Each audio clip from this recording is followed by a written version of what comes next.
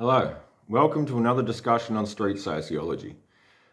Today, the discussion will focus on the misinformation-fueled shootings in Queensland, in which some extremists out in the desert had some police come to their house for a welfare check on one of them, and they had set up a network of all kinds of things.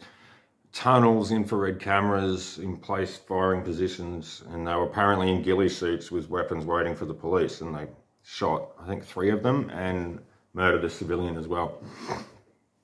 And it's sort of a hot button topic at the moment, but it's interesting to me that the Australian government and police appear shocked, like they had no idea. Like this guy, the main instigator of the shootings, had been posting some pretty dangerous stuff online for a long time, and the police either weren't interested or didn't know, or just ignored the threat until it's manifested like it has, with, I believe there were 6 people killed in the shootings in the end, including the perpetrators. The reason for the discussion on this exact topic is a few reasons, actually, a few things we're going to cover.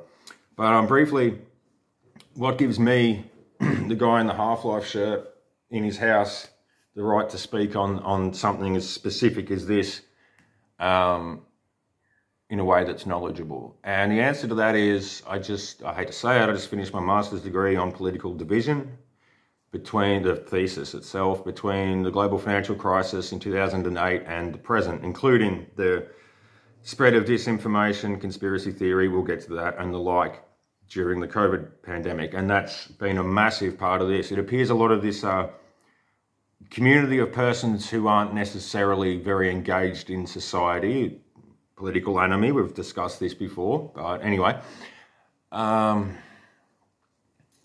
this network of individuals around not just Australia but the world really was seriously motivated by the coronavirus lockdowns and the perceived government overreach involved in those. And that is a vexed topic over who did the right thing and who did the wrong thing, given what we knew at the time and the circumstances.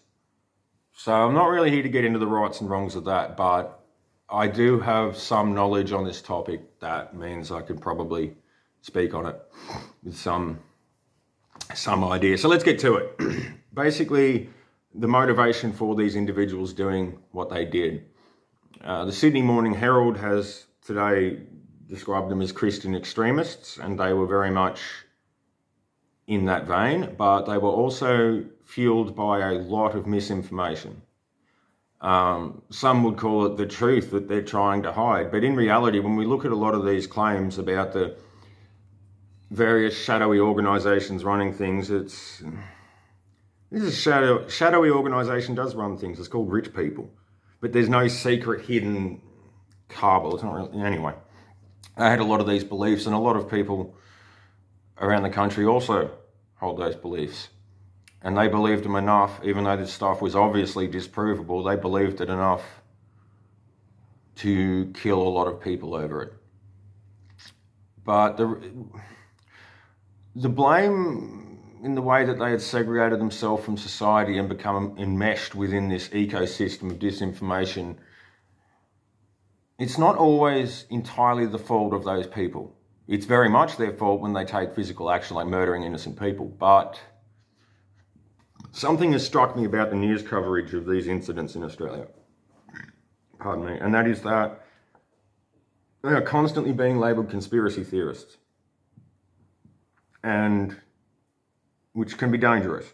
And more dangerous is that I've heard things on the news such as trying to frame them in the extreme, but using ideas that aren't quite so rare to do so. The example I'll give you is, I heard on the news discussing that these individuals had extremist beliefs not compatible with society, such as believing that the Port Arthur shootings did not take place in the way that the government and media said they did.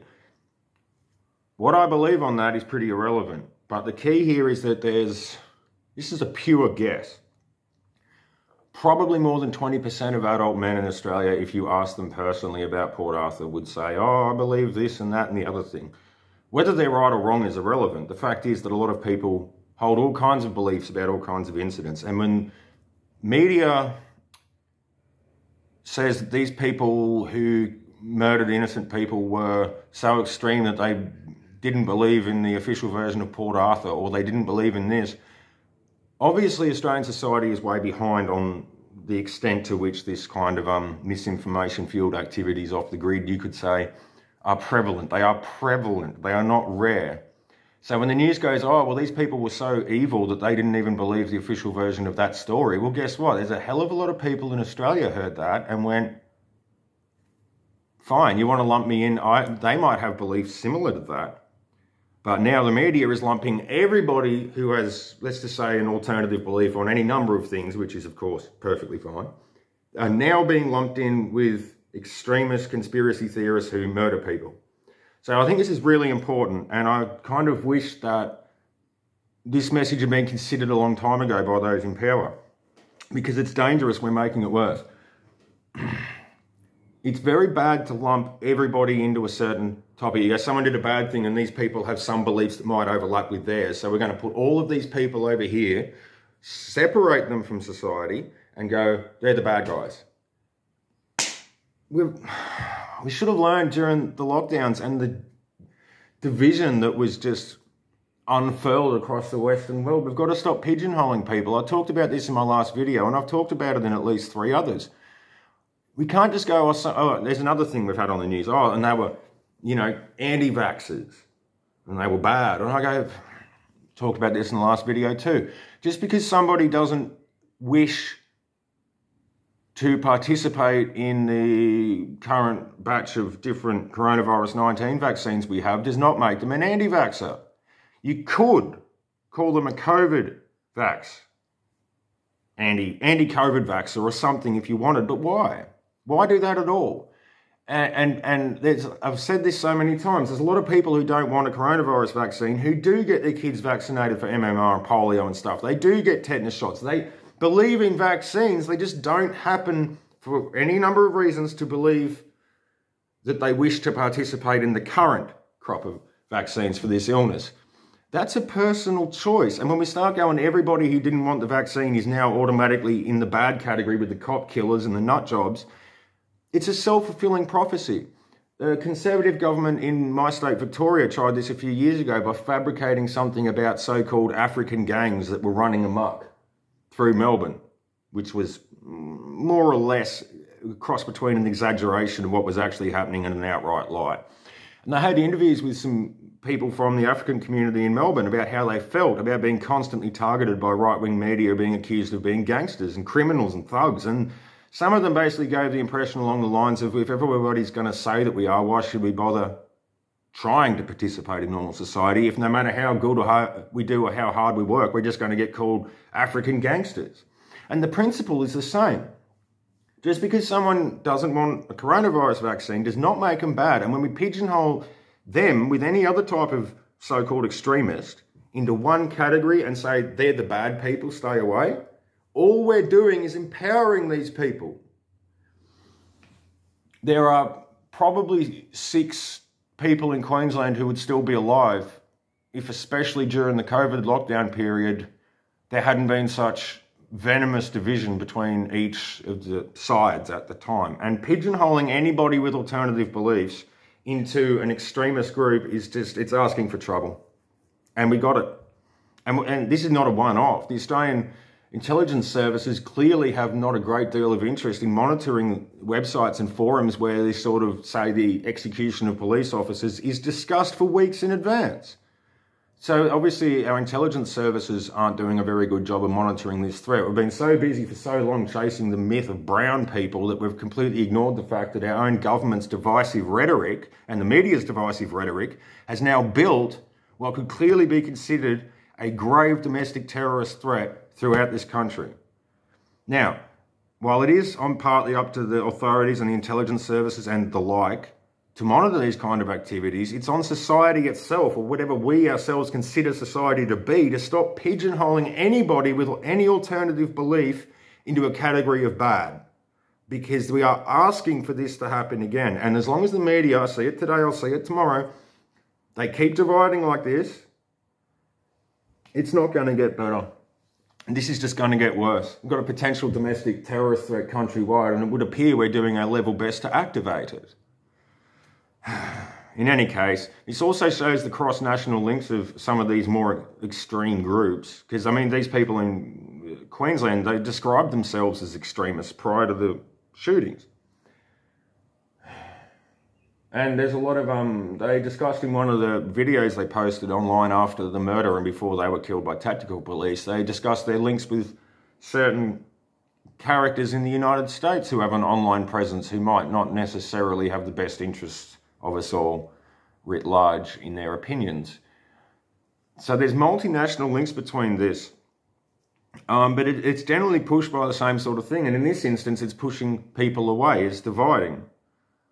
It's dangerous, and we can only expect more of this to happen, especially because in the, let's just say, some alternative forum communities in Australia are now calling this Waco 2.0. And if you're not familiar with Waco, very briefly, it was an incident in the United States in Texas, I believe, where the FBI and ATF went into a compound occupied by some lunatics calling themselves the Branch Davidians. And in any case, there was a large conflict between the government and those individuals that resulted in most of those individuals being killed.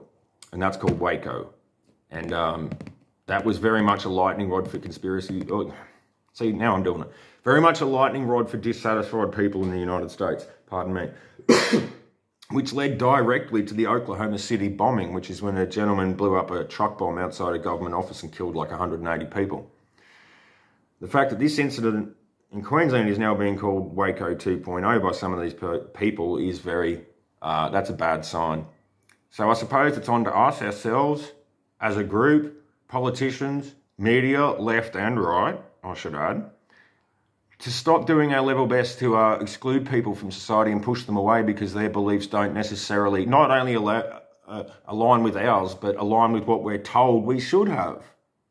It's a little bit ridiculous if you ask me. I've said many times during COVID, there's no circumstance, vaccinated or otherwise, in which a federal government can tell me who my friends are and who I'm allowed to see. There is a constant process of division playing out every day, and I just feel, in Australia especially, we are a long way behind the reality of the situation that we've got here. And that's partly the fault of the institutions in this country. So I suppose the overarching message here is, first and foremost, stop calling anybody with alternative beliefs a conspiracy theorist, because it actually devalues the meaning of the word in the first place. And stop pigeonholing people we don't agree with and considering them bad or somehow invalid, because everybody's opinion is valid. So when we divide ourselves based on who we're told from above is right or wrong, we've got a big problem. So that's the message I wanted to put out today, is that there's bad people out there, but not all of their actions are organic. Some of them are promoted by activities and social pressures they see around them. And I believe this one may have been too. And until we actually take this seriously and work towards more inclusiveness and not trying to discard people based on their beliefs that don't line up with what we're told we should have, we are building a problem for ourselves. Has to be said. Street sociology.